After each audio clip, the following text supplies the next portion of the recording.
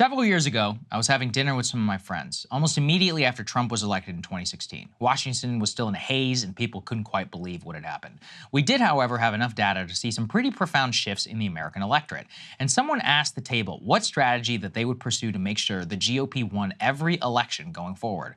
And because I had just looked at the gender voting numbers for Trump, noting especially his increase, slight at that time, strength amongst Black and Hispanic men, I just joked, the GOP should just become a party of non-college educated men.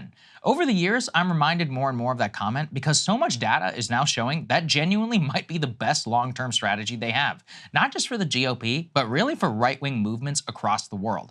I couldn't even get this data out of my head when pursuing some new ones compiled by the Financial Times. It shows a global realignment of young men across the world, far more conservative than their female peers, and becoming so. Consider that in the US, in the UK, and Germany, there is now a nearly 20% spread between Gen Z men and women in conservative versus liberal identification. In other developed countries like South Korea, for reference, the split is even more pronounced, as those of you can see.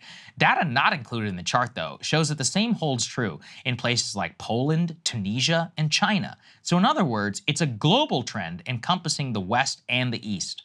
All of this makes sense in the flattened cultural environment that we live in today. Trump was not just America's president, he was a global figure on which politics and culture bifurcated. The key catalyst identified by the Financial Times is the 2017 Me Too movement for global politics. It's worth actually teasing that out and considering the major effect that male realignment is having on politics in the US. In the 2020 election, for example, Trump increased his vote share of every single demographic group in the country except with one: college-educated white men.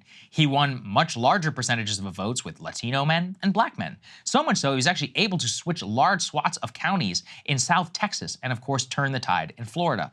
Now, don't get me wrong, he still lost the majority Latino male vote and the Black male vote. But as Democratic strategists will admit privately, winning the Black vote by 75 points as opposed to 90 points is actually make or break in the entire Electoral College. Now let's actually start to look to the future. Combine Gen Z data from the Financial Times with some important social trends that we see a picture of some actually bad politics ahead. I've said ad nauseum, the single best predictor of how you voted in 2020 is whether you have a 4-year college degree or not. In the past, college degrees were equally-ish split amongst genders, but the future data tells us that is not the case. Over the last 5 years, female enrollment in college has either spiked or stayed the same, while male college enrollment has plummeted. There are a variety of factors behind why perhaps the main one is that men just feel increasingly unwelcome in college-educated, politically correct environments. The problem for our future politics is that the 4-year college degree is not just an education, it is mostly a cultural finishing school. People who go to college have vastly different priorities and interests than those who do not.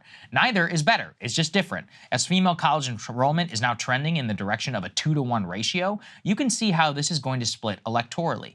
On the other side of the spectrum, you have many men who are eschewing college and who are pursuing a very different track economically. This is where policy fights and others could manifest themselves in the future. For example, already today, women outnumber men amongst the college-educated workforce. This is predominantly white-collar, meaning their concerns over worker protection, rights, and general conception of economic life is going to be vastly different than those who are in the trades, in the service industry, or those who run a small business. Perhaps even more importantly, I really fear for our culture demographic trends. Already today, the vast majority of young men are single, with younger women who are deciding to simply date men who are older than them for a variety of reasons, most likely economic ones. The more our economy, culture, and politics are splitting amongst gender lines, the more we drive each other apart at a most human of levels. Couple that actually with a loneliness crisis amongst men, and I'm foreseeing a future of single angry men who are driving one party and single angry women in another. That's not necessarily a future that I want to live in.